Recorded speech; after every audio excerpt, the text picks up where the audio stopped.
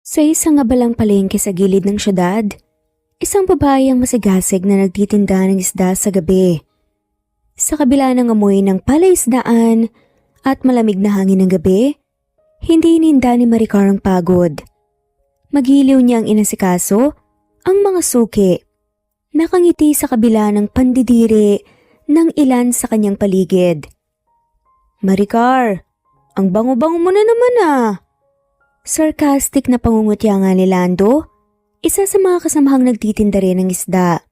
"Amoy dagat ka na naman. Baka naman pati sa opisina ganyan pa rin ang amoy mo." Natawa na nga lamang ang iba. Ngunit nanatili lamang nakangiti si Maricar. Sanay na nga siya sa pang-aasar ng mga to. Alam niyang hindi siya nauunawaan ng karamihan. Ang hindi nila alam, isa lamang itong bahagi ng kanyang buhay na pinili niyang itago. Sa umaga, si Maricar ay isang ordinaryong office clerk sa isang kilalang kumpanya sa syudad. Palagi siyang maagang pumapasok. Tahimik lang sa kanyang mesa at ginagawa ang kanyang trabaho nang walang reklamo. Ngunit, hindi maiiwasan ang bulungan at mga palihim na tingin ng kanyang mga katrabaho tuwing dumarating siya sa opisina. "Ano ba yan? Amoy isda na naman ang opisina!" Reklamo nga ng isa sa mga mataray na empleyado. "Baka naman sa palengke siya natulog kagabi." Bulong pa nga ng isa habang natatawa. Naramdaman ni Maricar ang tingin ng mga kasamahan, ngunit hindi niya ito pinansin. Hindi siya bumababa sa antas nila. Alam niyang may mas malalim pang dahilan kung bakit niya ginagawa to. Sa kabila ng lahat, may isang tao nga na nagpapagaan ng kanyang mundo. Si Justin, ang kanyang minamahal.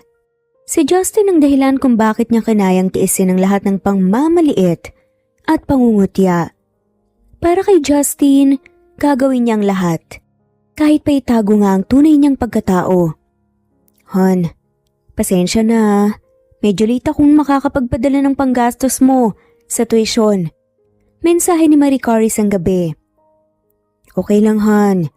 Alam kong ginagawa mo ang lahat para sa akin. Salamat, mahal ko." Sagot ni Justin. Napangiti si Maricar. Sa likod ng kanyang pagsusumikap si Justin, ang inspirasyon niya. Hindi niya alintana ang hirap, ang puyat at ang pagod. Basta makitang nakakatapos ito sa pag-aaral at maabot nga ang pangarap nitong maging isang engineer. Hindi alam ni Justin na ang perang pinapadala nga ni Maricar hindi galing lamang sa maliit niyang sweldo bilang office clerk. Hindi rin ito alam na siya ay isang tagapagmana ng isa sa pinakamalaking grupo ng kumpanya sa bansa. Pinili niyang itago to. Hindi dahil sa wala silang tiwala kay Justin, kundi dahil gusto nga niyang siguruhing mahal siya nito. Hindi dahil sa yaman, kundi dahil sa kung sino siya bilang tao. Isang gabi, habang nagtitinda sa palengke, may lumapit na matandang babae sa kanya. May lungkot sa mga mata nito habang pinagmamasdan siya. "Iha, hindi mo na kailangan gawin to," wika ng matanda. Napayuko si Maricar. Kilala niya ang matanda. Isa ito sa matagal ng tagapamahala ng kumpanya ng kanyang pamilya. "Lola Susan, alam niyo naman po ang dahilan ko, diba?" Sagot niya. "Pero iha, hindi ba't mas nararapat kang nasa opisina ng sarili mong kumpanya kaysa dito sa palengke?" May lungkot na tanong pa nga ng matanda. "Lola, gusto ko pong maranasan ang hirap ng buhay bago ako bumalik sa mundo ng negosyo. Gusto kong makita kung paano mabuhay ang mga ordinaryong tao, kung paano magsikap at magpursige ng walang iniindang yaman o koneksyon. Nang sa ganun, mas maintindahan ko yung mga empleyado ko. 'Di ba? Mas magiging mabuti at effective na leader ako noon." Paliwanag pa nga ni Maricar. Naiintindihan naman ni Lola Susan yun, kaya tumangutango siya. Ngunit, bakas pa rin ang pag-aalala sa kanyang muka. Alam kong matatag ka, Iha. Pero sana wag mong hayaan na apakapakan ka ng iba. Hindi nila alam kung sino ka. Pero alam ko kung ano ang tunay mong halaga. Napangiti si Maricar. Salamat po, Lola. Pero kaya ko pa po to, promise. At sa gabing yun, nagpatuloy siya sa pagbebenta ng isda, pag-ayos ng kanyang paninda at pagtanggap ng bawat pangungutya. Ginagawa niya ito hindi para sa sarili, kundi para sa pag-ibig, sa kanyang pangarap para kay Justin, at sa paniniwalang ang tunay na halaga ng isang tao hindi nasusukat sa yaman, kundi sa sipag, katapatan, at kaibuturan ng kanyang puso. Sa opisina kung saan naroon si Justin bilang isang OJT ng kumpanya, nagsimulang malupit nga si Daniela kay Maricar. Pinahiya siya nito sa harapan ng mga katrabaho. Inutusan ng mga trabaho na hindi naman niya responsibilidad at madalas siyang pinag-iinitan. Maricar, anong ginagawa mo dito? Hindi ka naman bagay sa isang corporate setting. Baka gusto mong bumalik sa palengke kung saan ka nababagay. Natatawang sabi nga ni Daniela. Sarcastic nga ang pagkakasabi na halatang nanunuya. Habang nagtatawanan ng iba pang empleyado. Nanatiling tahimik si Maricar. Hindi niya kailangan ipagtanggol ang sarili niya sa kanila. Alam niyang may mas malaking dahilan pa kung bakit siya nandito. Isa pa sa mga pasakit ni Justin kay Maricar ay nang ipakilala siya ni Justin sa kanyang mga magulang at kapatid. Unti-unti niyang naramdaman na hindi siya kailanman magiging sapat para sa kanila. Isang gabi matapos silang kumain sa isang restaurant, inimbitahan siya ng pamilya ni Justin sa kanilang bahay. Akala ni Maricar mabuting senyales to. Ngunit pagpasok pa lamang niya sa loob ng simple ngunit maluwang na sala, ramdam na nga niya ang panlalamig sa kanya ng pamilya nito. Ikaw pala si Maricar. Bungad ng ina ni Justin, si Ginang Martinez, na nakataas pa ang isang kilay habang sinusuri siya mula ulo hanggang paa. Opo ma'am. Salamat po sa pagtanggap sa akin dito. Magalang nga niyang sagot. Tumingin ang ina ni Justin sa asawa nitong si Ginoo Martinez, saka bumaling muli kay Maricar. Saan ka nga ulit nagtatrabaho? Nasa admin office po ako sa kumpanya. Isa kang clerk. Putol nga ng kapatid ni Justin, si Marco. Hindi ito nagabala na itago ang mapanuyang tono sa kanyang boses. Alam mo ba, kuya? May kaibigan akong naghahanap ng kasambahay. Baka gusto ni Maricar. Nagtawanan pa nga ang pamilya. Si Justin naman na natiling tahimik. Hindi man lamang ipinagtanggol ang kasintahan. Pinilit ni Maricar na ngumiti at lunukin na nga lamang ang sakit na nararamdaman niya. Marco, tigilan mo nga yan. Sabat ni Daniela, noon pala ay bisita rin ng pamilya ni Justin. Baka masaktan si Maricar. Alam mo naman, marurupok ang tulad niya. Nagkatinginan sina Maricar at Daniela. Kitang-kita niya ang mapanuksong ngiti sa labi nito. Tila'y pinaparamdam sa kanya na hindi siya nababagay sa mundo nila. Maricar, huwag ka sanang masasaktan.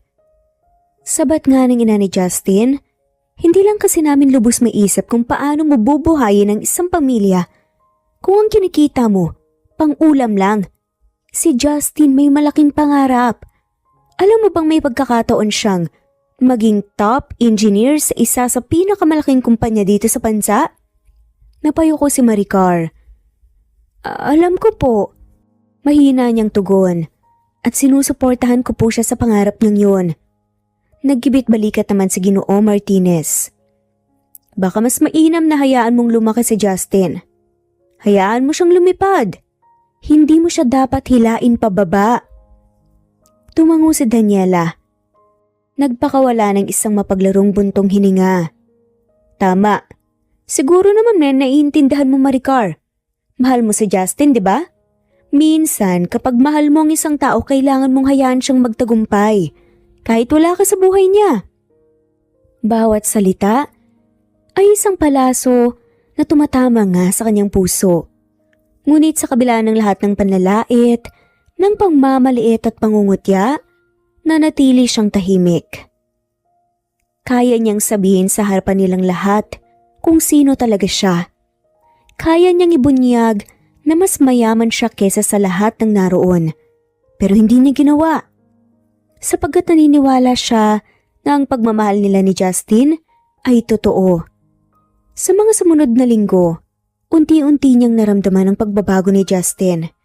Kung dati, puno ng lambing at atensyon, ngayon ay puro paumanhin naman ang natatanggap niya rito. Sorry Han, busy lang ako. Pasensya ka na. Ang daming deadlines eh. May meeting kami ni Daniela, hindi ako makakasama ngayon. Paulit-ulit.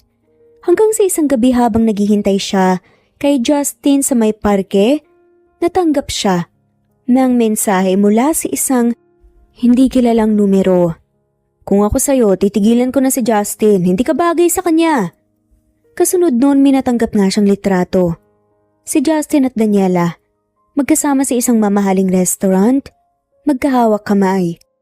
Nanginginig ang mga kamay ni Maricar habang nakatitig sa larawan. Hindi siya makapaniwala. Agad siyang tumakbo papunta sa opisina. Umaasang mali ang kanyang iniisip.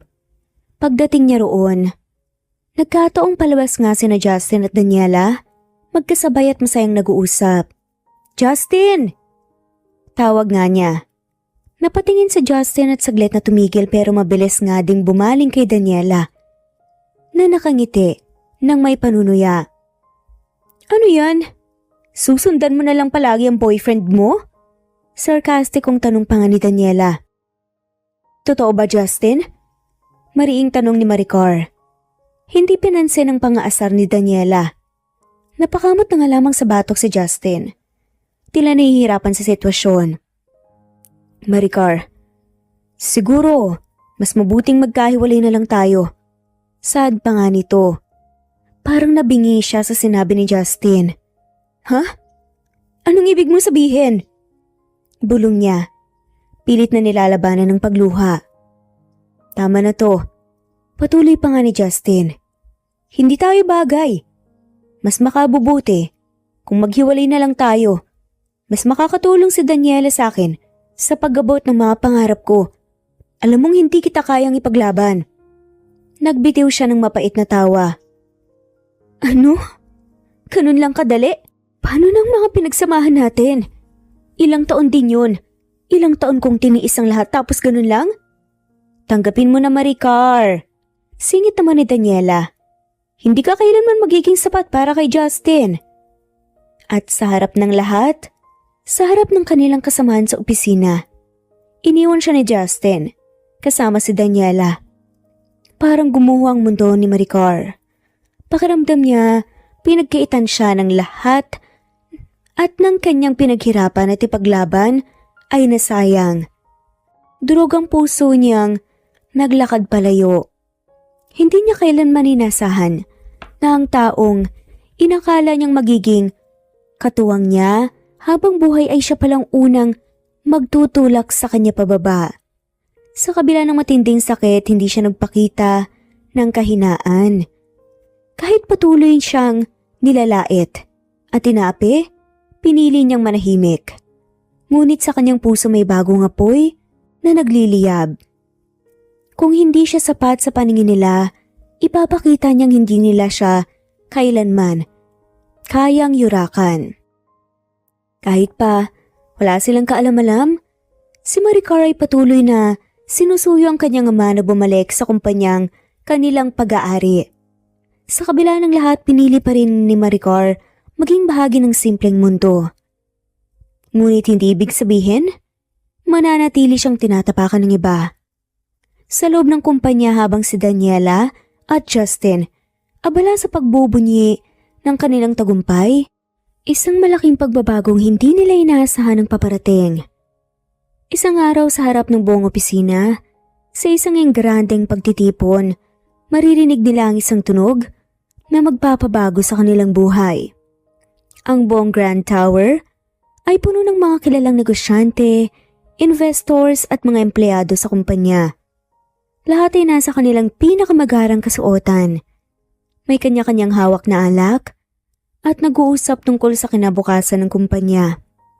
Ito ang pinakamalaking corporate event ng taon. Ang pagtitipon kung saan iahayag nga ang susunod na tagapamahala ng kumpanya.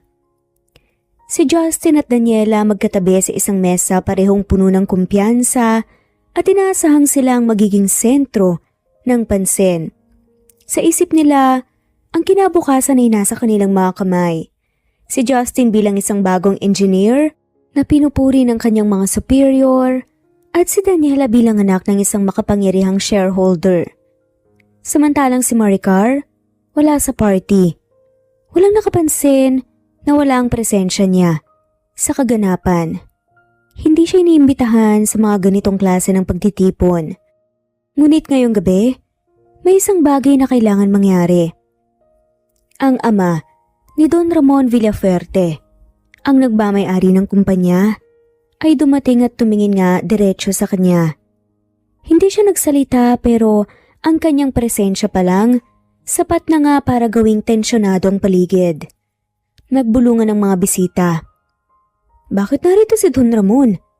Anong ginagawa ng dating CEO dito? At pagkatapos isang malakas na ugong ang pumuno ng silid. Nagpalingalingang ang mga tao. Sa labas ng Grand Tower, may bumabang isang helicopter. Isang eksenang bihirang makita sa isang corporate gathering. Ang mga bisita ay lumapit sa mga bintana, nagtatanong kung sinong paparating. At sa pagbukas ng pinto ng helicopter, isang figura ang lumabas. Walang iba kundi si Maricar. Ang minamaliit, pinapahiya at talagang kinukot siya ng paulit-ulit. Dahan-dahan siyang lumakad pababa, suot ang isang eleganteng itim na bestida. Ang dating babaeng minamaliit, pinagtatawanan, ay biglang naging sentro ng atensyon ng lahat. Si Maricar ba yan? Bulong ng isang empleyado. Hindi maaaring siya yun. Bumagsak ang panga ni Justin at Daniela. Ang babaeng kanilang kinutya, iniwan at pinagtawanan, lumitaw sa harapan nila. Hindi bilang isang hamak na office clerk, kundi bilang isang taong mas makapangyarihan kesa sa lahat ng nandoon. Si Don Ramon ang unang nagsalita. Mga ginang at ginoo, hayaan niyong ipakilala ko ang aking anak. Si Maricar Villafuerte, ang tunay at tanging tagapagmana ng Villafuerte Group of Companies. Bumagsak ang katahimikan sa buong silid. Ang mga nagdaang taon ng pangalipusta kay Maricar ay nagsimulang bumalik sa isipan ng lahat ng naroon.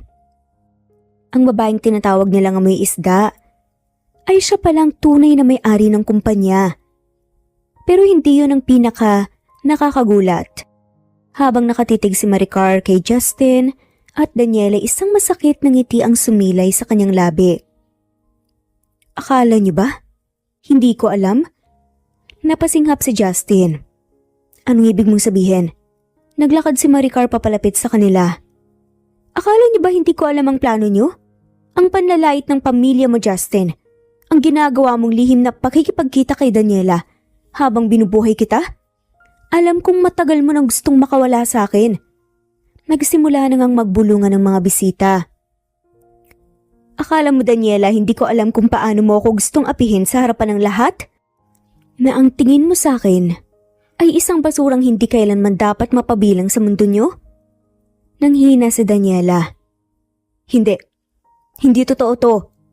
Pero ang kasunod na sinabi nga ni Maricar, ang tuluyang gumiba sa kanila. Hindi ba't ang pamilya mong lumapit sa kumpanya namin para humingi ng tulong? Alam kong baon kayo sa utang. And guess what? Sa akin kayo lumapit para humingi ng pera. Nanginginig na ang mga tuhod ni Daniela at hindi siya makapagsalita. Si Justin naman ay tila hindi makapaniwala. Maricar, hindi ko alam. Oo nga, hindi mo alam kasi kahit kailan hindi ka tumingin ng lampas sa panlabas na anyo ng isang tao. Lalo pang sumama ang sitwasyon nang magsalita nga si Don Ramon. At para sa inyong lahat, gusto ko lang ipaalam na ang desisyon ng board ay unanimous. Ilipat ang lahat ng shares sa aking anak na si Maricar. Simula ngayong gabi, siya na ang bagong CEO ng kumpanyang to. Halos madurog ang mukha ni Daniela sa kahihiyan. Ang babaeng gusto niyang apihin ay ngayon ay ang magpapasya kung tatanggalin ba siya sa kumpanya. Si Justin, tila nga walang masabi na parang estatwa. Hindi niya alam kung paano babawiin ang lahat ng nagawa niya. Lumapit siya kay Maricar, desperadong humawak sa kamay nito. Maricar, mahal kita. Hindi ko alam na ganito ang totoo. Inaakit lang naman talaga ako.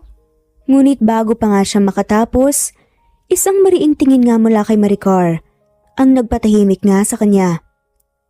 Justin, hindi mo ako minahal. Minahal mo lang ang ideya na kaya kong alagaan ka. Nagagawin ko ang lahat para sa'yo dahil sa pagmamahal ko sa'yo. Pero ngayon?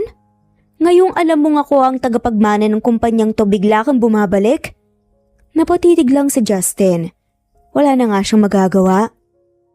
Lumingon si Maricar sa kanyang ama. Papa, gusto kong gumawa ng desisyon. Tumango si Don Ramon. Ikaw ang CEO. Ikaw ang magpasya. Huminga ng malalim si Maricar sa kabumaling sa buong silid. Lahat ng empleyado dito na marunong rumespeto at nagtrabaho ng tapat, walang dapat ipag-alala. Pero sa mga taong nangapi sa akin, sa mga taong nagpahirap sa iba, wala na silang puwang pa sa kumpanyang to. Matapang na saad nga ni Maricar. Bagsak ang balikat ni na Justin at Daniela at ng ilan pa na namamaliit sa kanya noon doon. Sa unang pagkakataon nakita nila kung sino talaga si Maricar. Isang palaban. At sa gabing yun, hindi lang isang CEO ang ipinanganak, isang babaeng handang ipakita sa mundo na hindi pera o yaman ang nagpapasya kung sinong karapat-dapat, kundi ang ugali ng isang tao. Ang buong Grand Tower ay punong-puno ng bulungan matapos ang pagbubunyag ng tunay na pagkatao ni Maricar. Ang dating tinuturing nilang mababang uri, ang babaeng minamaliit, ay siya palang tunay na tagapagmana ng kumpanyang kanilang pinaglilingkuran. Walang makapaniwala. Ang dating iniinsultong amoy isda ay ang babaeng may kapangyarihang magdesisyon sa kinabukasan nila. Habang si Justin nakaramdam siya ng matinding takot at pagsisisi. Ang babaeng kanyang iniwan, ang babaeng pinagtawanan ng kanyang pamilya, ang babaeng hinamak niya para lang sumama kay Daniela.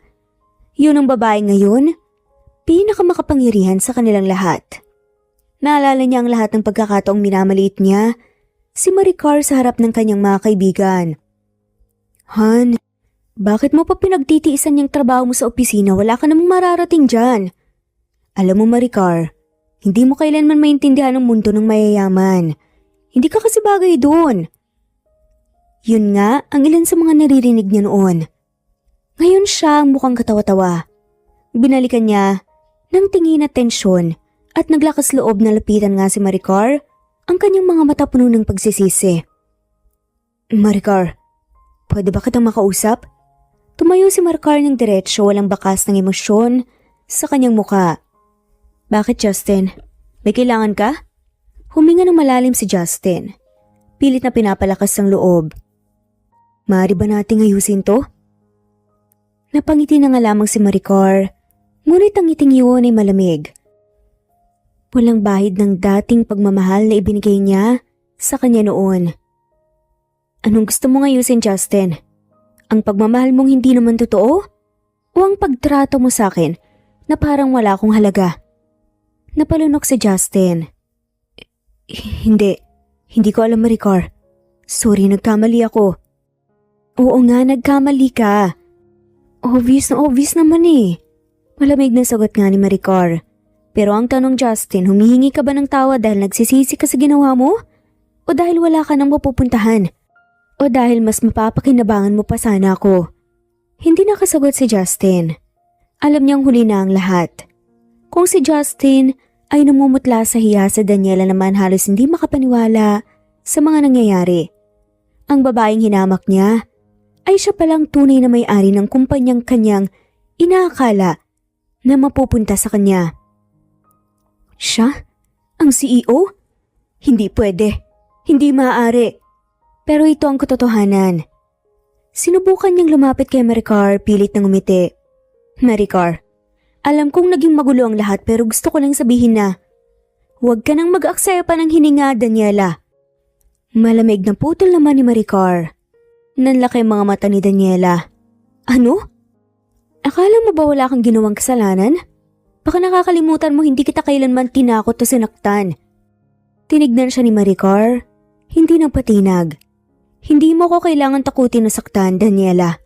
Ang mga salita mo lang ang mga ginagawa mong pangmamaliit sapat na para sirain ang kumpiyansa ng isang tao. Hindi mo ko sinaktan ng pisikal, pero ininsulto mo ang pagkatao ko. Sinubukan mong alisin ang dignidad ko sa harap ng iba. Napayo ko si Daniela at hindi niya maitanggi ang katotohanan. Siya lang ang laging nangunguna sa pangungutya kay Maricar sa opisina. Siya ang nagpapakalat ng chismis na may relasyon nga si Maricar sa isang matandang lalaki, kaya lang ito may trabaho. Siya rin ang nagsasabing hindi bagay si Maricar sa kumpanya. At ngayon, siya ang hindi bagay sa lugar na to. Dahan-dahan siyang matras, hinila nga si Justin palayo, alam niyang wala na nga silang laban. Habang lumalabas nga sina Justin at Daniela sa bulwagan. Ang ibang empleyado naman nagsimulang lumapit kay Maricar. Ang mga dating nakikitawa sa pangiinsulto sa kanya, ang mga dati niyang kasamahan sa opisina na hindi siya pinagtatanggol at pinapansin, ay unti-unting naglakad palapit na tila ba mga batang nahuli sa kalokohan. Si Lando, may mga at halos hindi makatingin sa kanyang dating tinutuksong kasamahan. Maricar, hindi ko alam. Pasensya ka na sa mga sinabi ko noon. Hindi ko alam kung sino ka talaga. Bulong pa nga nito. Tinignan siya ni Maricar, hindi nagalit pero hindi rin nagpakita ng awa. Kailangan mo bang malaman kung sino ko para lang respetuhin ako? Napayo ko si Lando. Alam kong wala akong may dadahilan. Tunod namang lumapit nga si Shara, ang dating kasama ni Maricar, sa accounting na madalas ngang lumayo sa kanya tuwing lunch break. Maricar, sana mapatawad mo pa kami. Alam naming mali ang ginawa namin. Hindi na nga lamang sumagot si Maricar. Tinitigan lamang niya ang lahat ng mga taong minsang nang maliit sa kanya. Masakit hindi ba? Ang mapahiya sa harap ng maraming tao ang maramdaman na wala kang halaga. Aniya ng wakas. Tahimik ang lahat. Pero hindi ako katulad niyo. Dagdag ni Maricar. Hindi ako magpaparusa ng kahit na sino at hindi ako tulad niyo na magpapalakas lang sa mayayaman, sa mga sikat at sa mga taong may impluensya. Ako marunong akong magpatawad at marunong akong umintindi ng pangangailangan ng mga tao. Nagangat ng tingin nga ang mga empleyado, tila may pag-asa sa kanilang mga mata. Kasama si Daniela, na ngayon alam na nga niya na hindi na nga siyang sikat at makapangyarihan sa opisinang yun. Kundi gaya ng iba, isang ordinaryong empleyado na kailangan magtrabaho para kumita. Pero hindi ibig sabihin nun kalilimutan ko ng lahat. Sabi pa nga ni Maricar, dahil ang respeto kailangan pinaghihirapan. Ang tiwala dapat pinaghihirapan at in-earn. Nagpatuloy ang gabi at ang balita tungkol kay Maricar ay kumalat nga ng mabilis. May pakpak talaga ang mga balita. Sa isang iglap ang dating inaalipusta ay naging isang tao na iginagalang at hinahangaan. Ngunit sa kabila ng pagiging ganun niya, sa kabilang panig ng syudad, sa isang maliit na apartment naroon si Justin nakaupo sa dilim, tinitignan ng mga lumang litrato nila ni Maricar. Ang babaeng kanyang tunay na minahal, ang babaeng kanyang iniwan, ang babaeng ngayon hindi na nga niya kailanman mababalikan. Isang patak ng luhang bumagsak sa kanyang kamay. Sa kanya naunawaan. Si Maricar lang pala ang tunay na nagmahal sa kanya nang walang kondisyon. At ngayong wala na siya, ngayon lang niya napatunayan ang halaga nito. Pero huli na ang lahat. Sa sumunod na araw sa loob ng opisina, ang mga natitirang empleyado ay doble ang sipag sa kanilang trabaho. Walang sino man ang gustong mapansin sa maling dahilan. Si Maricar ngayon ay nakaupo sa opisina ng CEO, tahimik na pinagmamasdan ang lungsod sa bintana. Marami na ang nagbago. Ngunit sa kabila ng lahat na natili siyang siya. Ang dating fish vendor, ang babaeng tinatawag na amoy isda, ang babaeng minamaliit ng kanyang kasamahan. Siya na ngayon ang namamahala. At sa unang pagkakataon, hindi niya na kailangan magpanggap. Dahil ngayon, lahat ng tao alam na kung sino talaga siya. Sa loob ng marangyang opisina ng Villafuerte Grand Empire Corporation, tahimik na nakaupo si Maricar sa likod ng isang malawak na desk. Sa kanyang harapan ay ang familiar na tanawin sa syudad, ang parehong lugar kung saan siya minsang nagpakumbaba at nagtiis. Ngunit ngayon wala na nga siya sa anino ng iba. Siya na mismo ang may hawak ng kapangyarihan. Ngunit sa kabila ng lahat may isang bagay na pumapagabag sa kanya. Isang pakiramdam na tila may kulang. Oo, naipakita na nga niya sa lahat kung sino siya talaga. Oo, bumagsak na ang mga taong nanghamak sa kanya. Pero bakit may bahagi pa rin sa puso niya na hindi mapakali? Habang abala siya sa pagbabasa ng mga dokumento, isang tawag ang dumating. Ma'am Maricar, may isang lalaking nagpupumilit na makipagkita sa'yo. Sinabi niyang mahalaga to. Hindi niya kailangan tanungin kung sino, alam na nga niya. Papasukin mo. Sagot nga niya, tulang bakas ng emosyon sa boses. Ilang segundo lang bumukas nga ang pinto at pumasok si Justin. Maputla, payat at halatang matagal nang hindi nakakatulog. Ang dati nga, napuno ng kumpiyansang si Justin. Ngayon mukhang isang taong nawala ng direksyon. Maricar. Mahina niyang sambit. Tinitigan lang siya ni Maricar, walang imik. Pwede ba akong maupo? Malamig ang tingin niya rito. Bakit ka nandito, Justin? Saglit itong natigilan. Nanginginig ang kanyang mga kamay. Alam kong wala na akong karapatan pero gusto kong ipaliwanag ang lahat at gusto kong humingi ng tawad. Napasandal na nga lamang si Maricar. Tawad? Bakit ngayon lang? Napayo ko si Justin. Dahil ngayon ko lang napagtanto kung gaano ako naging hangal. Tumawa ng mahina si Maricar. Isang tawang puno ng pait. Alam mo Justin, dati pangarap kong marinig ang mga salitang yan mula sa'yo. Pangarap kong isang araw, ma-realize mo na mahalaga talaga ako. Pero alam mo kung ano ang pinagkaiba natin? Tumingin siya diretso sa mga mata nito. Ako minahal kita kahit wala akong hinihinging kapalit. Eh ikaw, minahal mo lang ba ako nang alam mong may makukuha ka na sa akin at mapapakinabangan mo ko? Pumikit si Justin, tila tinatanggap ang katotohanan. Hindi naman niya maiwasan na ganito ang isipin sa kanya ng babae. Kung bakit ba naman kasi nagpa-impluwensya siya sa mga taong nakapaligid sa kanya at nagpa-pressure. Hindi naman siya ganun dati. Ngunit may isang bagay pang hindi ito nasasabi. Maricar, may isang bagay kang hindi alam. Nagtama ang kanilang mga mata sa unang pagkakataon na karamdam si Maricar ng kaba. Ano yun? Huminga ng malalim si Justin. Tila nangangapa nga ng lakas ng loob. Ang dahilan kung bakit ako sumama kay Daniela, hindi lang dahil sa pera. Nanlaki nga ang mga mata ni Maricar.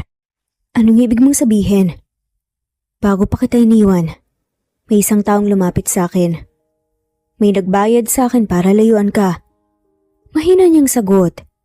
Nagpanting ang tenga ni Maricar. Ano? Tamang narinig mo. May isang taong ayaw na mapasayo ang kumpanyang to. At ang mas masakit, isa siya sa mga taong pinagkakatiwalaan mo. Nanlamig ang pakiramdam nga ni Maricar. Sino? Tumingin si Justin sa kanya, puno ng pagsisisi ang muka. Si Daniela? Ang pamilya mo? Sino Justin? Bago pa makasagot si Justin, biglang bumukas ang pinto. Pumasok ang isang matikas na lalaking nakasuot ng mamahaling suit. Si Hector, ang most trusted business partner ng kanyang ama. Sa tingin ko, ako mismo ang sasagot ng tanong mo, Maricar. Malamig nitong sagot. Nagkatinginan sina Maricar at Hector sa loob ng maraming taon. Itinuring niyang isang kapamilya sa Hector. Isa ito na matagal na ngang namamahala sa kumpanya at pinagkakatiwalaan ng kanyang ama. Ngunit ngayon malinaw na nga ang tinatago nito. Anong ibig sabihin nito, Hector? Ngumiti ito ngunit hindi ito isang ngiting magiliw. Isa itong ngiting puno ng pag-aalinlangan at puno ng panlilinlang. Alam mo Maricar, tagal na kitang hinahangaan pero ang problema sa'yo, masyado kang mabait. Masyado kang mahina para sa isang tulad ng kumpanyang to. Kaya ginawa kong nararapat. Napatayo si Maricar at hindi makapaniwala. Ikaw ang dahilan kung bakit ako iniwan ni Justin? Tumawa si Hector. Oo, akong nagbayad sa kanya para akitin nga sa Daniela at iwan ka. Dahil gusto kong ikaw mismong sumuko sa kumpanyang to. At in fairness, muntik nang gumana.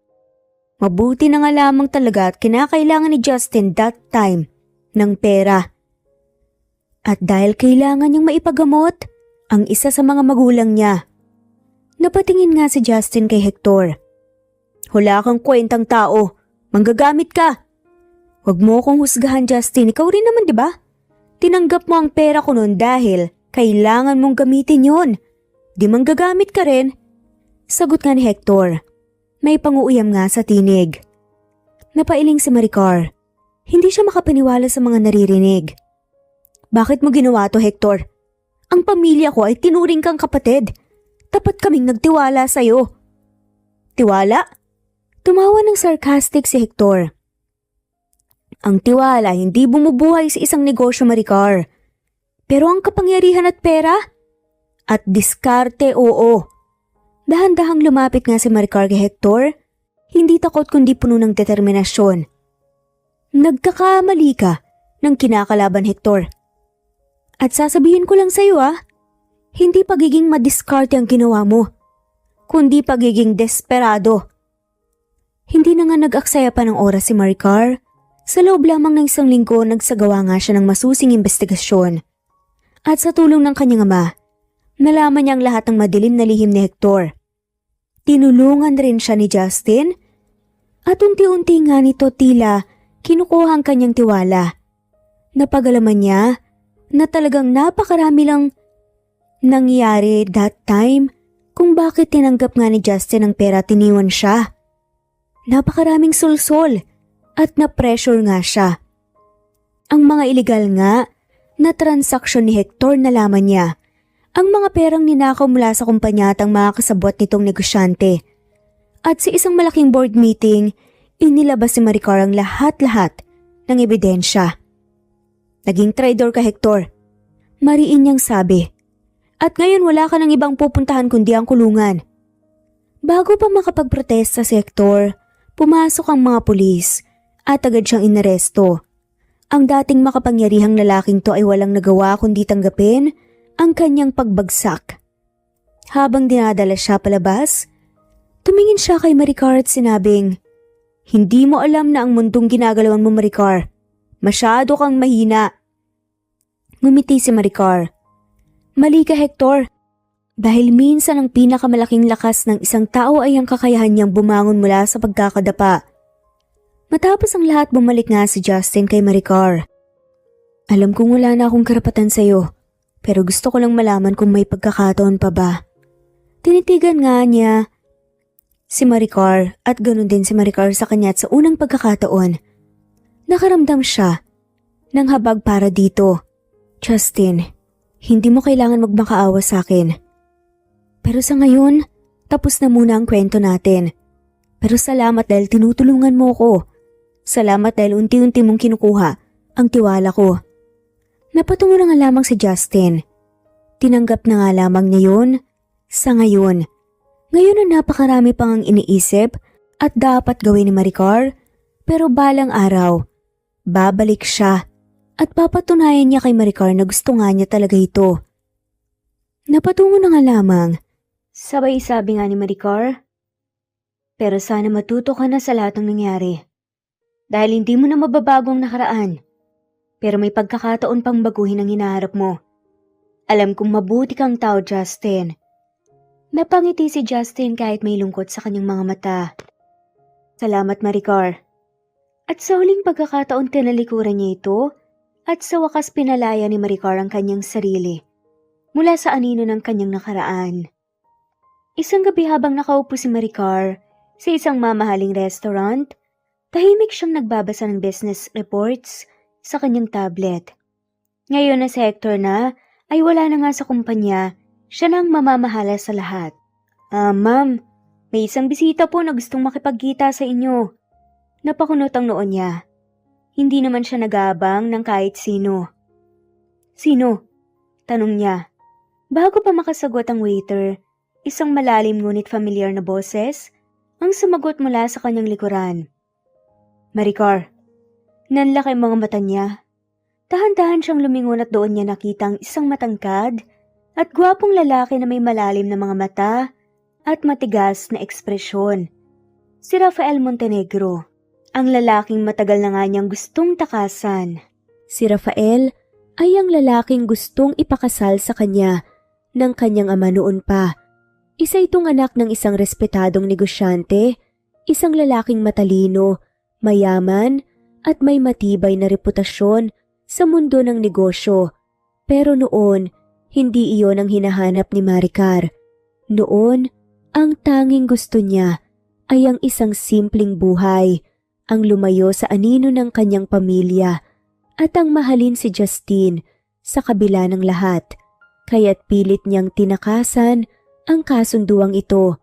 Ngunit ngayon, narito si Rafael, muling nasa harap niya at sa unang pagkakataon, hindi na niya maramdaman ang kagustuhang tumakas.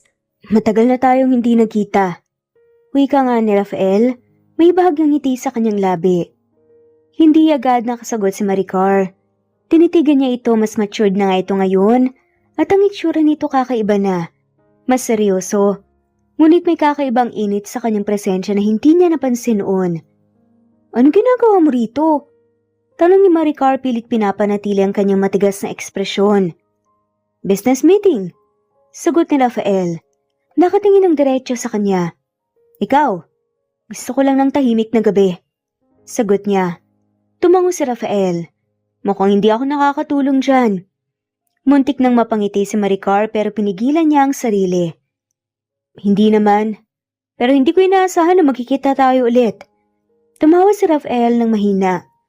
Ako rin, pero aminin ko matagal na kitang gustong makita ulit. Napatigil si Maricar at parang tumalo ng puso niya. Huwag mong sabihing pinuntahan mo ako dito para ipilit ang kasal na matagal ko nang tinakasan. Sarcastic kong sabi pa nga niya. Umiling si Rafael. Hindi na ako ganun, Maricar. Kung gusto mo pa ring takasan ang nakaraan, igagalang ko yun. Irerespeto ko. Pero gusto ko lang sanang tanungin, kamusta ka na? Sa unang pagkakataon nagdulot ng ginawa ang kanyang mga tanong. Walang bahid ng stress. Walang agenda. Tila gusto lang talaga ni Rafael malaman kung ano nga ba talaga ang nangyari sa kanya. At hindi nga niya napigilan ang kanyang sarili. Napakwento na nga siya. Habang lumilipas ang oras, nagpatuloy ang kanilang pag-uusap. Hindi na malaya ni Maricar na bumaba na nga ang kanyang depensa. Pinag-usapan nila ang kanilang mga buhay, ang mga pinagdaanan ni Maricar sa kamay ni Justin, at ang paghihirap niyang tanggapin ang kanyang posisyon sa kumpanya. Alam mo, Maricar, lagi kitang hinahangaan. Hindi dahil sa yaman mo kundi dahil sa tibay ng loob mo. Seryosong sabi ni Rafael. Napatingin siya rito. Hinarap mo ang mundo sa sarili mong paraan. At kahit ilang beses kang saktan, bumangon ka pa rin. Dagdag pa nga nito. Hindi alam ni Maricar kung bakit pero may kakaibang init siyang naramdaman sa kanyang puso. Noon pa ba may damdamin na si Rafael para sa kanya? O ngayon lang niya ito napapansin? Ngunit bago pa nga niya masagot ang tanong sa isip niya, biglang tumunog ang kanyang telepono. Nang tignan niya ang kanyang cellphone, isang hindi kilalang numero ang lumitaw. Ngunit nang sagutin niya ito, biglang bumilis ang tibok ng kanyang puso. Maricar, isang familiar na tinig ang narinig niya. Walang iba kundi si Daniela. Mukhang iniisip mo na nakatakas ka na sa akin. Malamig na sabi pa nga nito kaya nanigas nga si Maricar. Ano bang gusto mo? Natahimik saglit sa kabilang linya bago muling nagsalita si Daniela. Akala mo ba tapos ng laban natin? Hindi mo alam kung anong kaya kong gawin, Maricar. Biglang may malakas na ingay sa kabilang linya. Tila isang putok ng baril. Malapit nang magsimula ang laro ko. Saad pa nga ni Daniela bago naputol ang linya. Samantala napansin naman ni Rafael ang pagbabago sa ekspresyon ni Maricar. Ano nangyari? Nag-aalalang tanong nga niya, agad niyang ikinuwento ang tawag mula kay Daniela. Kita sa mukha ni Rafael ang pag-aalala. Hindi mo na dapat ito harapin mag-isa. Sabi nga nito. Tinitigan ni Maricar ang lalaki. Matagal na akong natutong lumaban. Tumango naman si Rafael. I know, pero kahit na matapang ka, hindi ibig sabihin na wala kang karapatang may tumulong sa'yo. Kailangan mo ring maprotektahan. At sa sandaling iyon, napagtanto ni Maricar na sa unang pagkakataon sa matagal na panahon, hindi siya nag-iisa. Si Rafael, ang lalaking matagal niyang tinakasan noon, ang siyang ngayon ay nagbibigay sa kanya ng lakas na hindi niya inakala na kailangan niya. Sa mga sumunod na linggo, naging malapit si Rafael kay Maricar. Hindi ito tulad ng dati na pilit siyang itinatali sa isang kasunduang kasal. Ngayon, ito ang lalaking tahimik, ngunit matibay, na sumusuporta sa kanya. Nang muling nagbanta si Daniela sa kanyang buhay, si Rafael ang unang gumawa ng hakbang para protektahan siya. Nagsagawa ito ng sarili niyang investigasyon, inilapit ang kaso sa mga tamang tao at tiniyak na hindi na muling gagawa ng masama si Daniela. At nang dumating ang araw na tuluyang nahuli si Daniela at isinuko ang sarili sa mga pulis, hindi na nakaramdam ng takot si Maricar. Dahil sa unang pagkakataon, hindi na siya mag-isa. Isang gabi, habang nakatayo sila sa rooftop ng Villa Fuerte Grand Empire Tower, tahimik silang nagmased sa mga ilaw ng syudad. Alam mo, Maricar, pulong ni Rafael, hindi na akong lalaking pilit ipinapakilala sa iyo noon. Pero isang bagay lang hindi nagbago. Tumingin si Maricar sa kanya. Ano yun? Ngumiti si Rafael. Ang dandamin ko para sa iyo. Napasingap si Maricar. Hindi niya inasahan yun. Matagal ko nang gustong sabihin ito pero alam kong hindi yun ang tamang panahon noon. Pero ngayon, hindi na kita hahayaang takasan ako ulit. Handa kitang protektahan. At mahalin ng totoo. Tahimik nga si Maricar sa dami ng pinagdaanan niya. Hindi nga niya inaasahan na may taong mananatili sa tabi niya. Hindi dahil sa kanyang yaman, kundi dahil sa kung sino siya. At sa unang pagkakataon, pinayagan niyang lumapit si Rafael. At sa gabing iyon, sa ilalim ng mga bituin, nagsimula ang isang bagong kabanata sa kanyang buhay. Hindi bilang isang babaeng nagtatago sa kanyang nakaraan, kundi bilang isang babaeng natutong magmahal muli nang walang takot at pangamba. Simula noong gabing iyon sa rooftop ng Grand Empire Tower, hindi na lumayo si Rafael kay Maricar.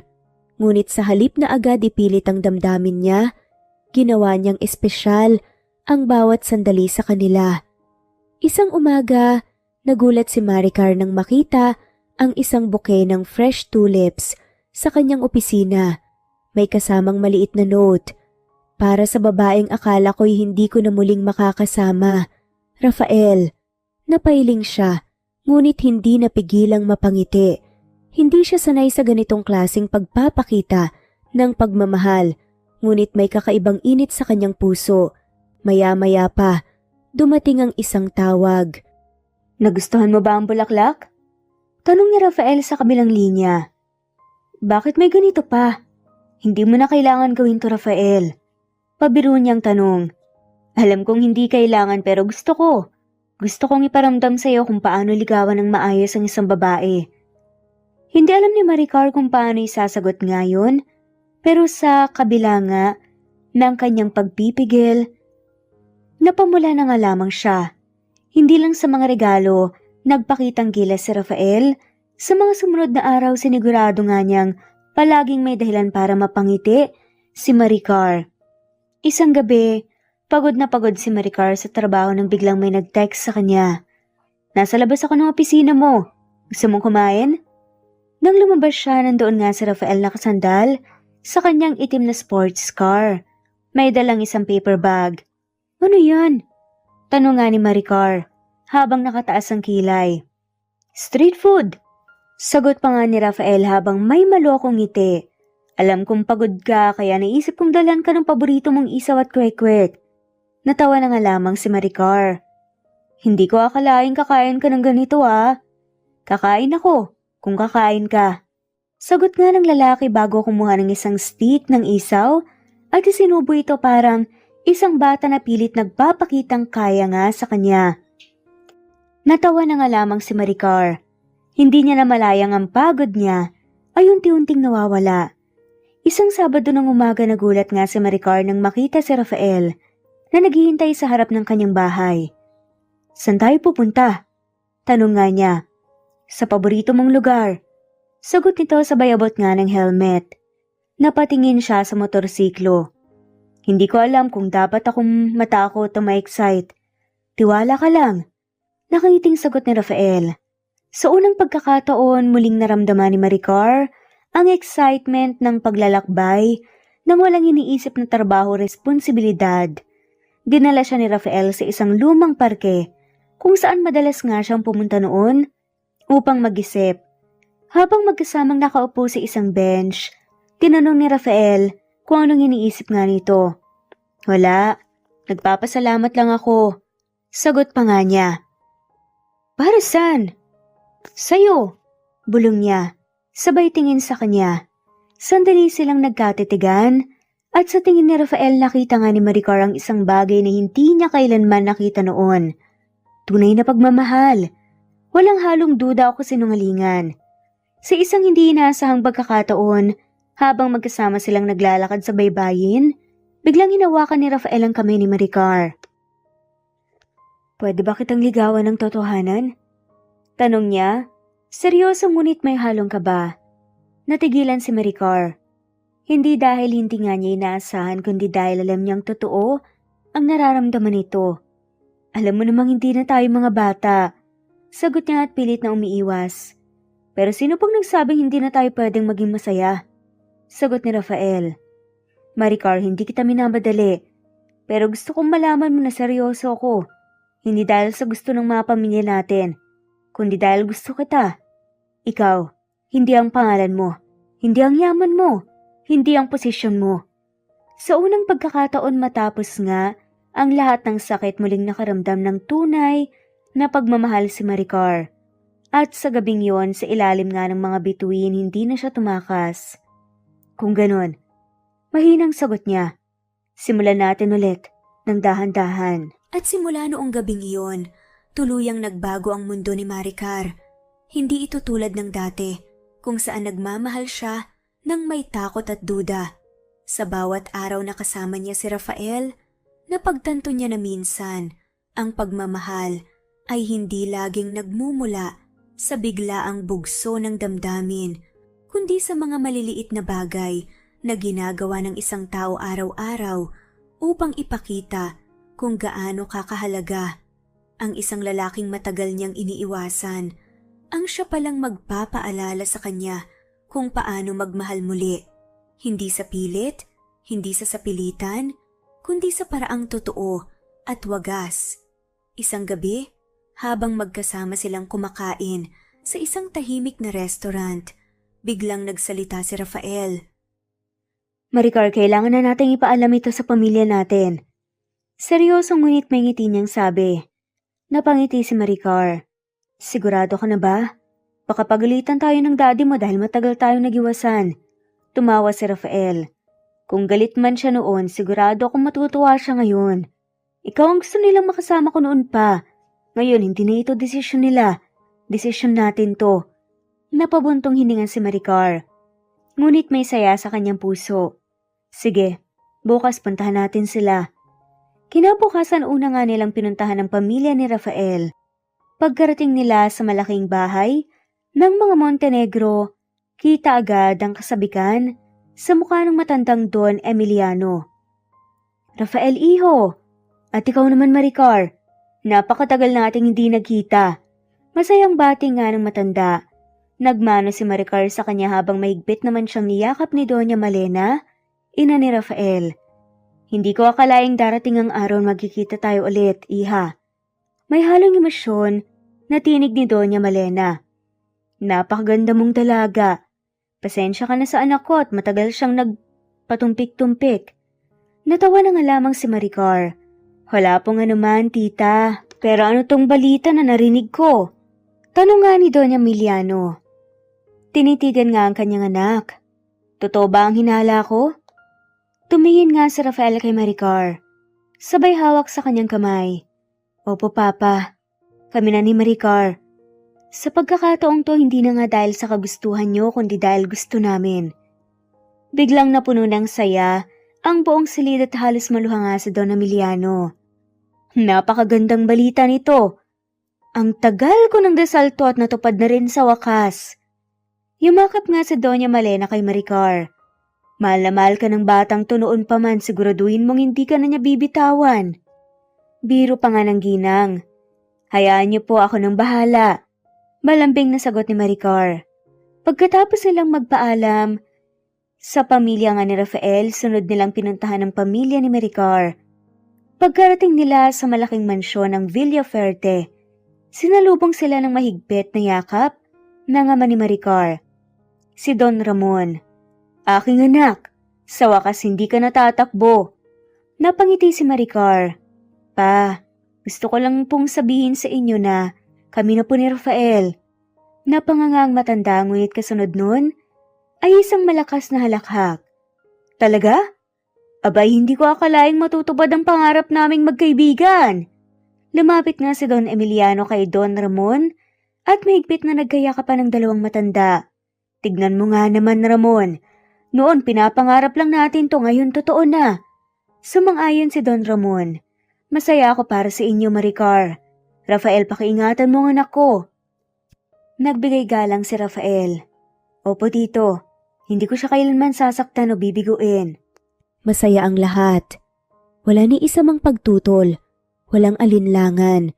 Ang dalawang pamilyang minsang pinilit na ipag-isa ay ngayon masayang tinanggap ang pag-iisang ito sa tamang pagkakataon at sa tamang dahilan. Mula noon, masayang pinuno ng bagong alaala ang kanilang buhay bilang magkasintahan. Nagdesisyon silang bumisita sa isang lumang rest house sa probinsya, malayo sa gulo ng syudad.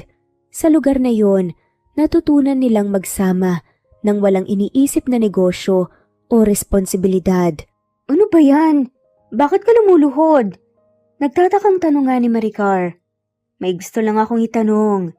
Ano yun? Napangiti si Rafael. Kung sakali lang naman, darating ba tayo sa puntong yun? Napangiti si Maricar pero pinigilan niya ang sarili. Hindi ko alam. Depende. Depende saan? Depende kung papatunayan mong hindi ka na mawawala ulit. Tumayo si Rafael at hinawakan nga ang kamay niya. Papatunayan ko, Maricar, kahit araw-araw pa. Saad pa nga nito. Habang naglalakad sa tabing ilog, biglang binuhat ni Rafael si Maricar. Sa mga sumunod na buwan, patuloy nilang binuo ang kanilang relasyon. Hindi sila nagmadali, hindi sila nagpakain sa pressure ng iba. Sa halip, in-enjoy nila ang bawat sandali. Mula sa simpleng paglalakad sa parke, pag-e-explore ng bagong kainan, hanggang sa mga gabi ng tawanan at kwentuhan. Ang mahalaga, magkasama sila. At sa sandaling iyon, alam nilang nasa tamang direksyon na sila, patungo sa isang kinabukasang puno ng pag-ibig, tiwala, at hindi na kailanman pagtataksilan. Matapos ang ilang buwang pagsasama at matagumpay na pamamahala sa kani-kanilang negosyo, tuluyan ang pinagsama ni na Rafael at Maricar ang kanilang mga kumpanya. Ang dating dalawang magkaibigang pamilya ay tuluyan ng naging isang matibay na alyansa, hindi lamang sa negosyo kundi pati na rin sa personal na buhay, upang ipagdiwang ang tagumpay ng kanilang partnership. Isang engrandeng pagtitipon ang inihanda sa Grand Horizon Hotel, isang marangyang venue na puno ng kristal, na chandelier, eleganteng dekorasyon, at isang napakagandang tanawin ng lungsod mula sa rooftop. Ang buong silid ay puno ng mga piling bisita, mga kasosyo sa negosyo, malalapit na kaibigan, at syempre, ang kanilang pamilya. Nakagaon si Maricar sa isang eleganteng pulang damit na nagpapatingkad sa kanyang ganda, habang si Rafael naman ay nakasuot ng itim na tuksedo, mukhang isang prinsipe na handang ipaglaban ang kanyang prinsesa. Ngunit hindi alam ni Maricar, may mas espesyal pang mangyayari sa gabing iyon, habang ang bawat isa ay masayang nag-uusap at nagtutoast ng kanilang mga alak. Isang matandang negosyante ang lumapit kay Rafael. Iho, napakaganda ng partnership na to. Malaki ang magiging kinabukasan ng inyong kumpanya. Salamat po, sir. Ngunit higit sa lahat, ang tagumpay na to ay dahil sa inspirasyon kong si Maricar.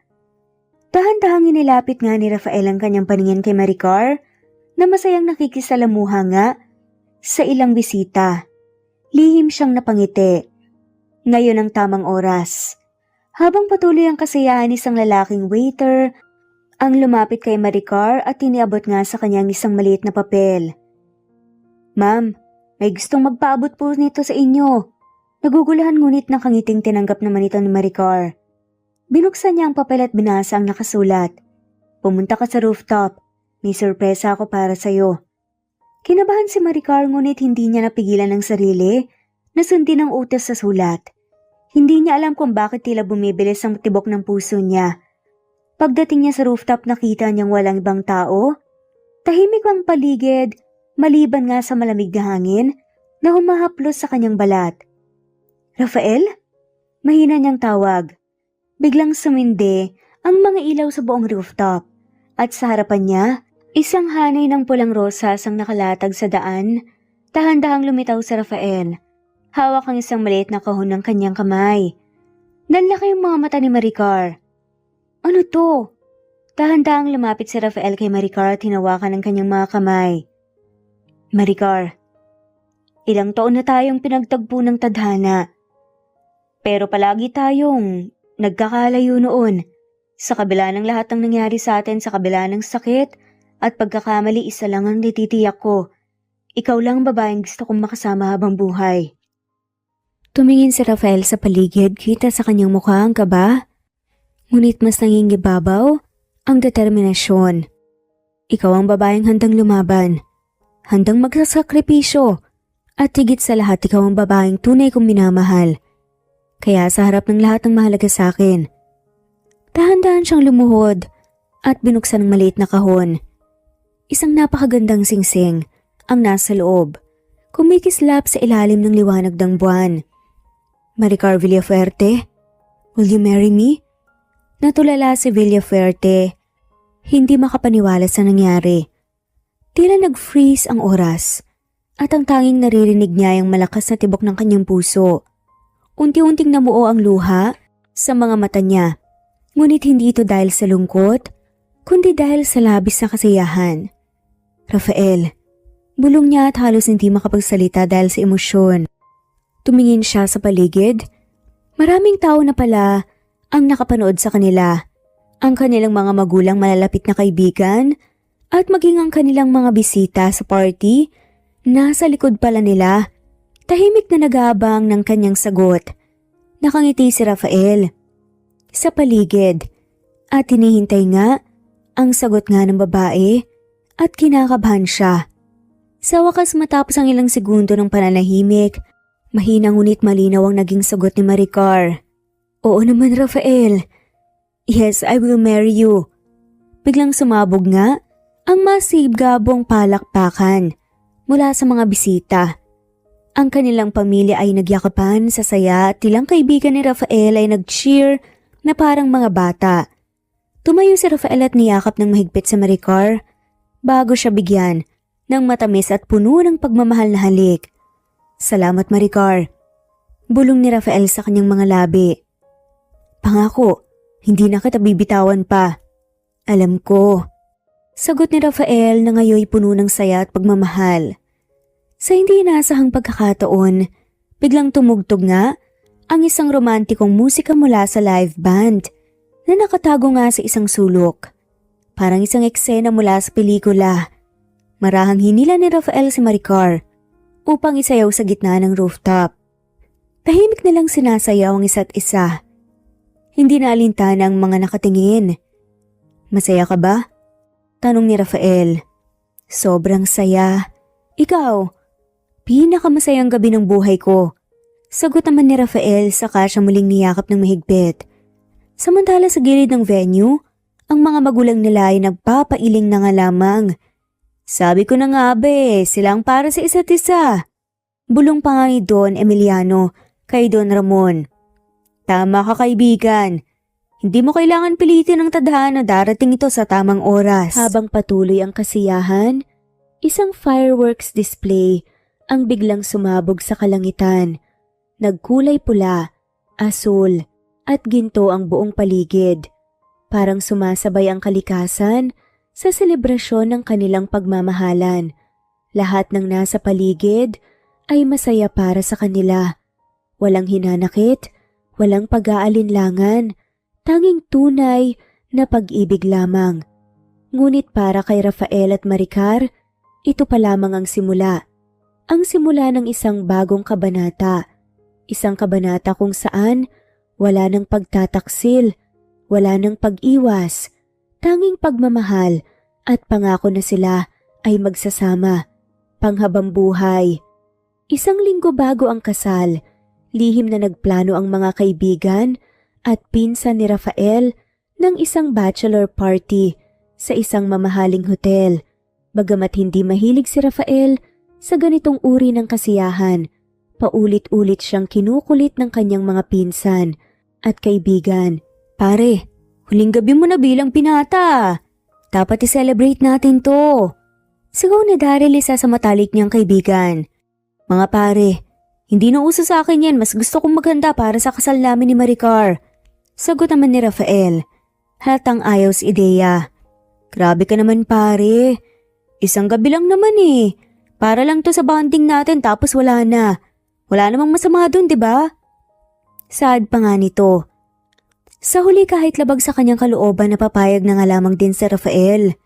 "Fine, pero walang kalokohan ha. At hindi ako magtatagal." Maring bili ni Rafael. Samantala sa kabilang banda, si Daniela ay patuloy sa pagbabantay nga sa bawat kilos ni Maricar. Sa kabila ng lahat ng kanyang pagtatangkang sirain si Maricar noon, hindi niya matanggap na mas lalo lang itong umaangat sa buhay. Siya na ang CEO. Siya pa ang pakakasalan ni Rafael. "Hindi ko matatanggap to." Gigil niyang sabi na habang nakikinig sa usapan ng mga pinsan ni Rafael tungkol sa nalalapit nga na bachelor party. Nang marinig niyang nagaganap nga ito, sa isang hotel biglang nagliwanag na ang kanyang muka. "Kung gusto niya ng perpektong buhay, hindi ko hahayaan yun. Sisirain ko ang kasal nila." Bulong ni Daniela sa sarili. At doon siya nagsimulang magplano. Dumating ang gabi ng bachelor party. Sa isang eksklusibong hotel suite, nagsimula ang kasiyahan, mamahaling alak, malakas na tugtugan at masasayang kwentuhan.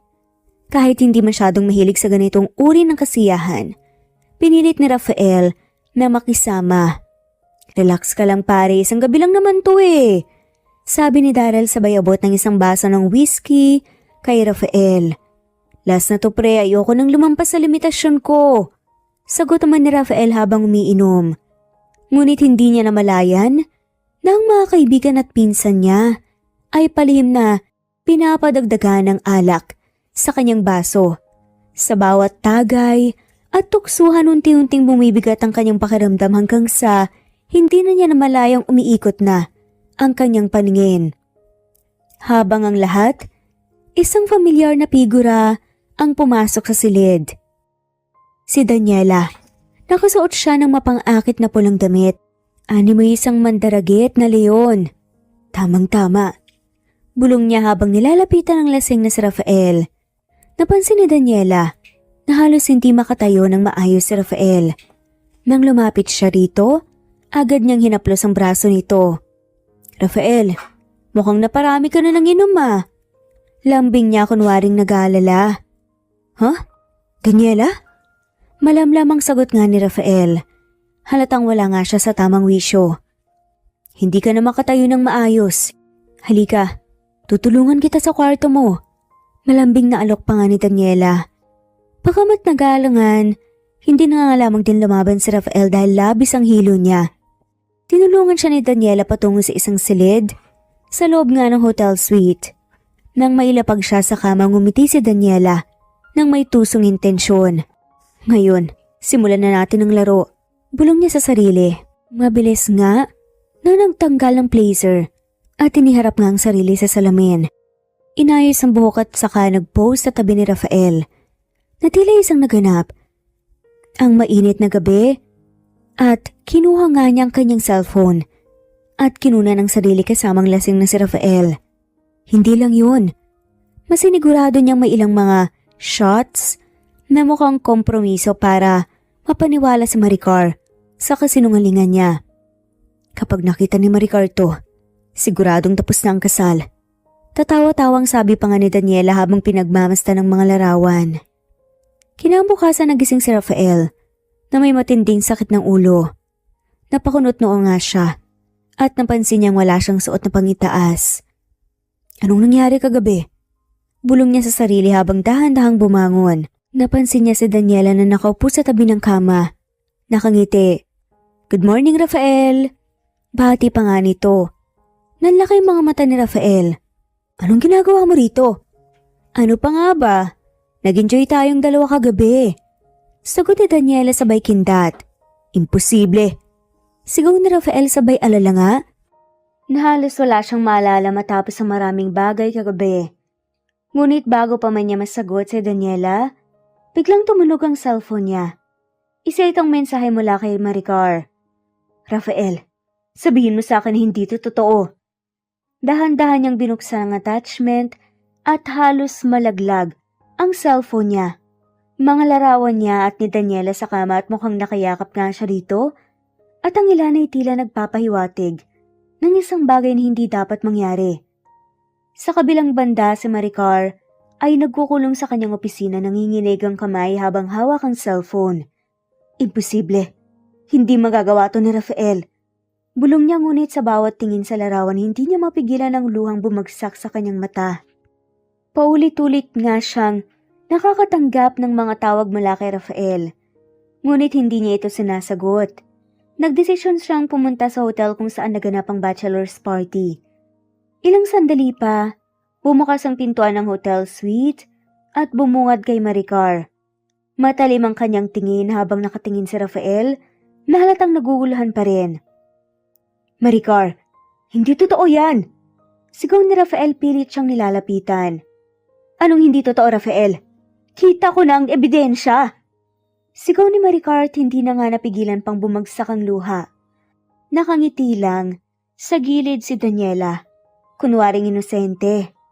Maricar, pasensya ka na. Hindi ko rin naman inasahan na magiging ganito ang takbo ng gabing yun.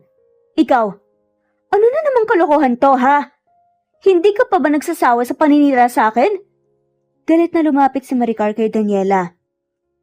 Anong magagawa ko kung ikaw ang laging may perfect life? Hindi mo alam kung anong pakiramdam na laging natatalo. Sagot ni Daniela tila natutuwa pa nga sa nasisira nga niyang relasyon. Nagpanting ang tenga ni Rafael. Daniela, sabihin mo sa akin ang totoo. May nangyari nga ba talaga sa atin?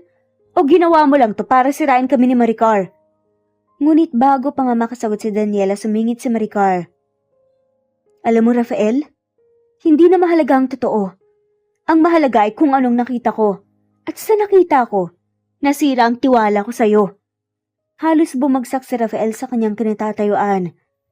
Maricar, hindi ko matatanggap yan. Ngunit sa kabila ng pagmamakaawa ni Rafael, walang kahit anong lumambot sa puso ni Maricar. Isang matalim na sulyap lang ang ibinigay niya rito bago siya tuluyang lumabas sa pintuan. At sa gabing iyon, naglaho ang lahat ng pangarap nilang dalawa. Matapos ang gabing iyon, hindi pa rin matanggap ni Rafael ang nangyari. Alam niyang hindi siya kailanman nagtaksil kay Maricar. Ngunit paano niya ito mapapatunayan?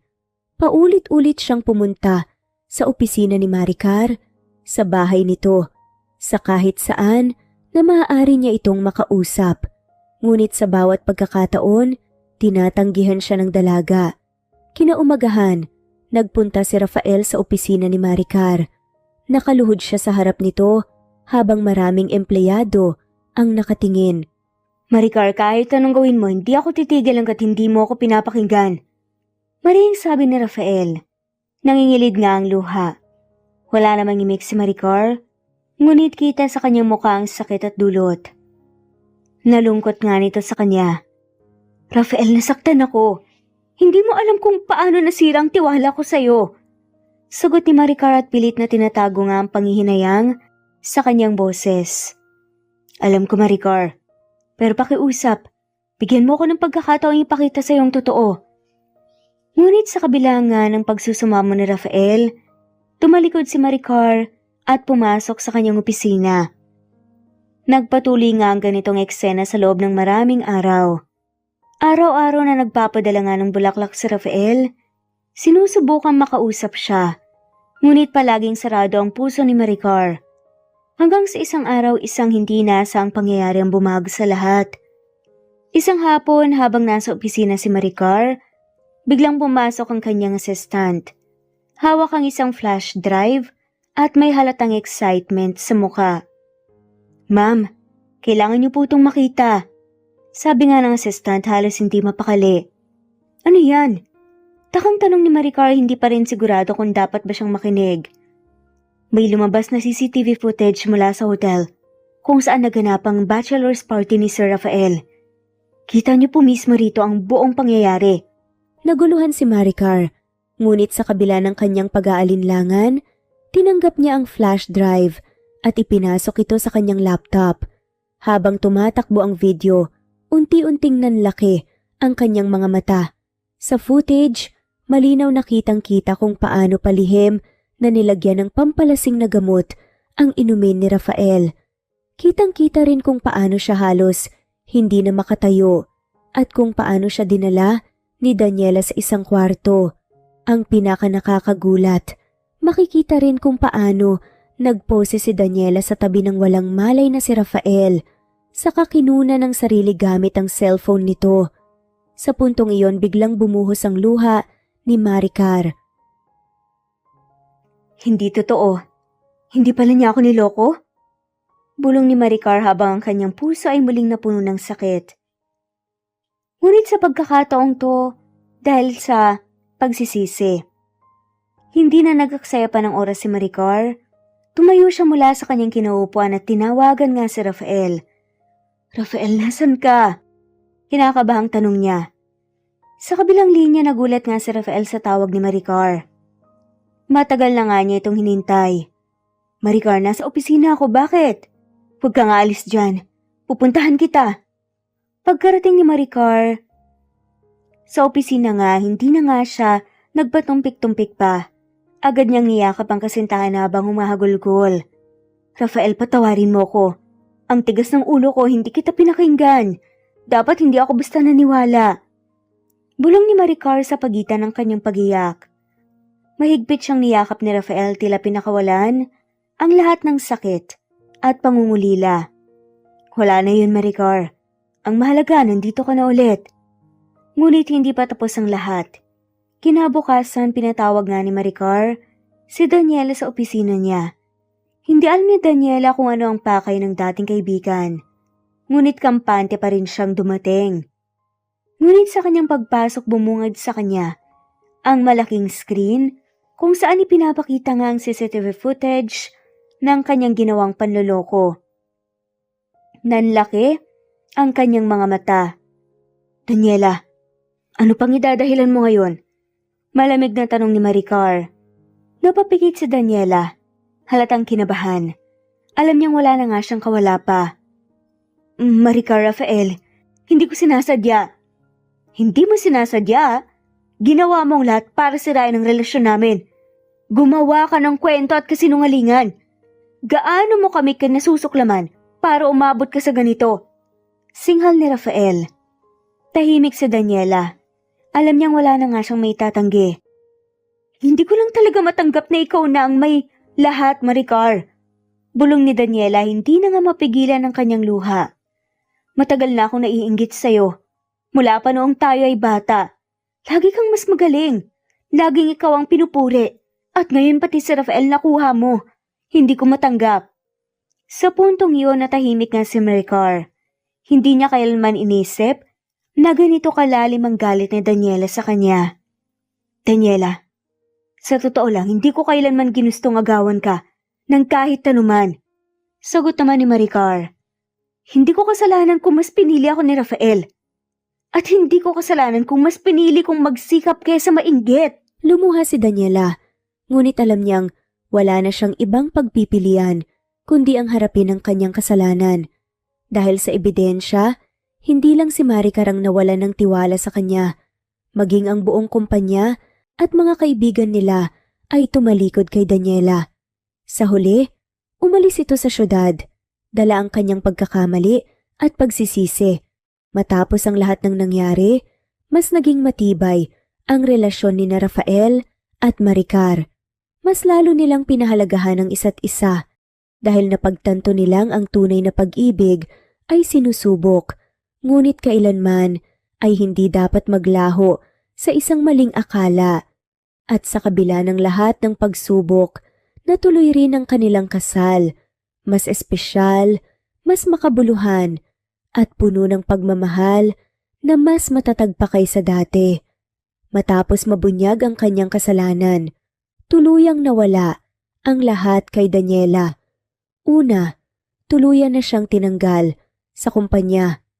Dahil sa kanyang panlilinlang, naglabas ng opisyal na pahayag ang Board of Directors na siya ay pinaalis na may kasamang pagbawi sa lahat ng kanyang benepisyo.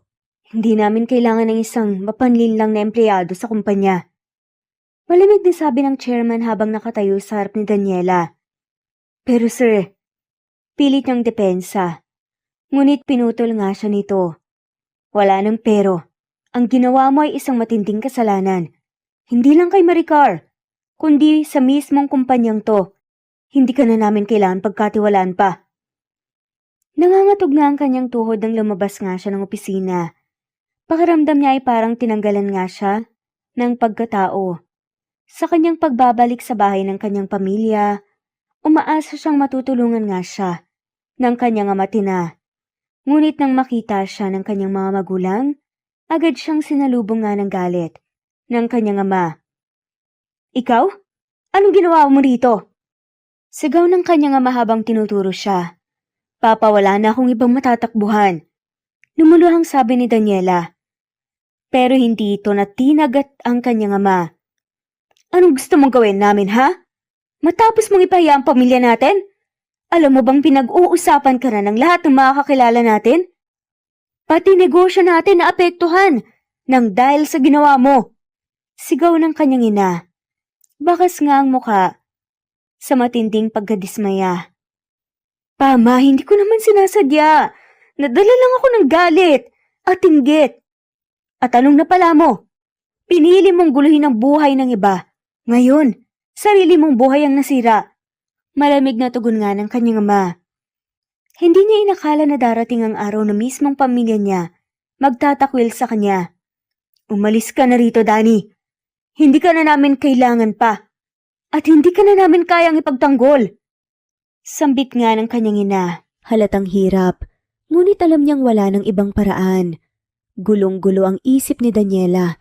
Wala siyang ibang matatakbuhan. Wala na siyang trabaho. Wala na siyang pamilya. At wala na ring pera. Sa sumunod na buwan, naranasan ni Daniela ang tunay na hirap ng buhay. Dati, kahit anong gusto niya, madali niyang nakukuha. Ngunit ngayon, ni pagkain sa isang disenteng restaurant ay hindi niya na kayang bilhin. Nagsimula siyang maghanap ng trabaho, ngunit saan man siya magpunta, tinatanggihan siya. Pasensya na Miss Daniela pero hindi naman namin kailangan ng empleyado na may ganitong reputasyon. Sabi ng manager, wala kaming bakante para isang sinungaling. Bulong pa ng isa. Sa bawat tanggihan, mas lalo nga siyang na panghihinaan ng loob. Dumating ang araw na wala na nga siyang ibang mapuntahan.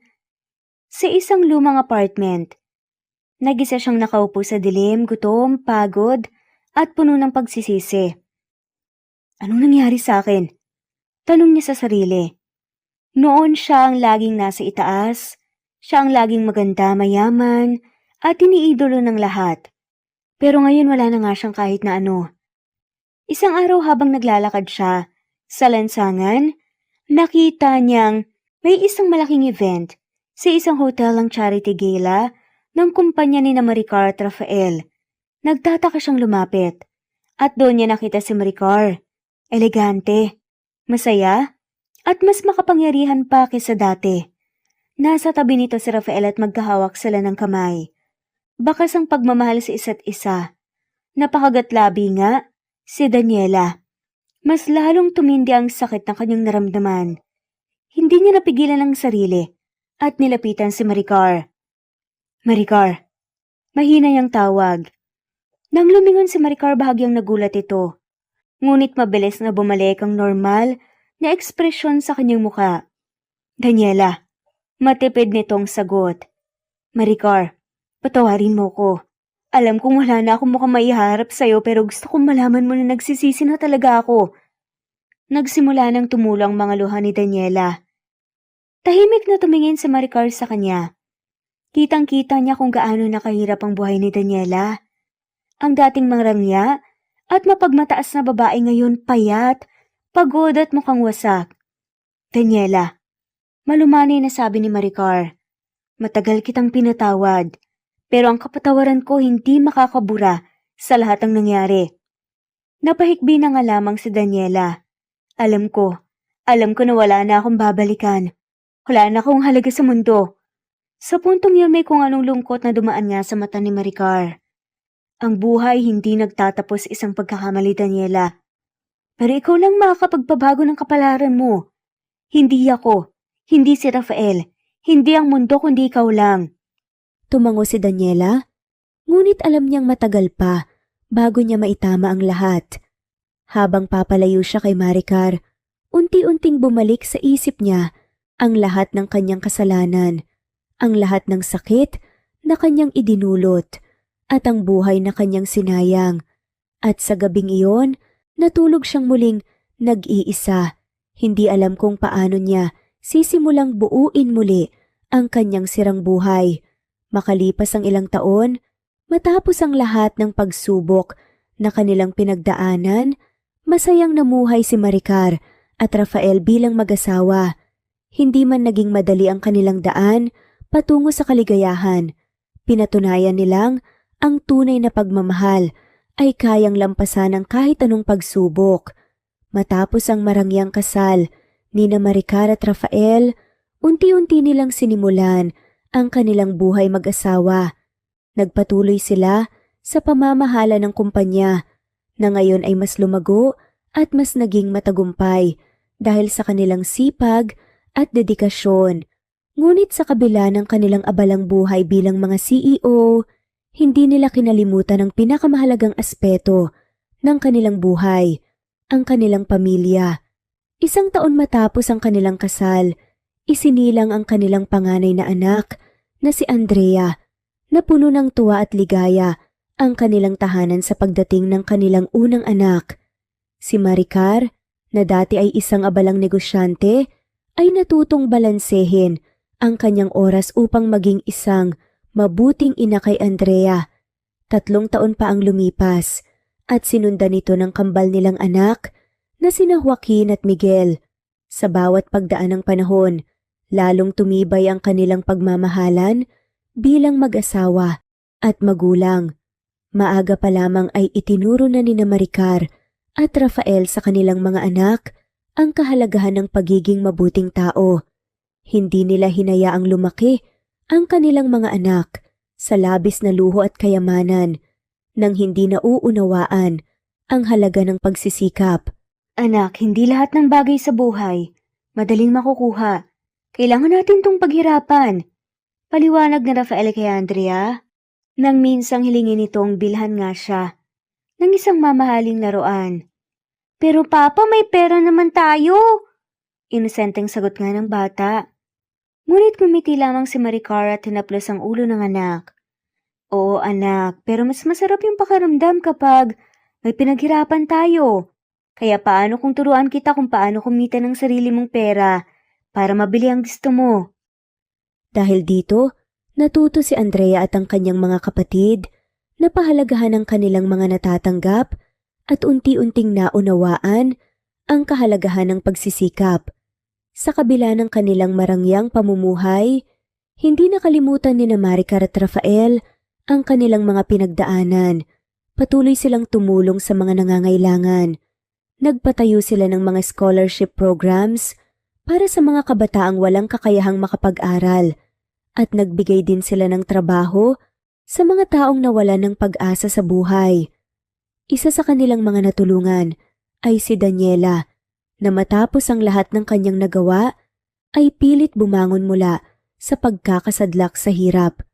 Isang araw, habang nasa opisina si Maricar, biglang may lumapit sa kanya.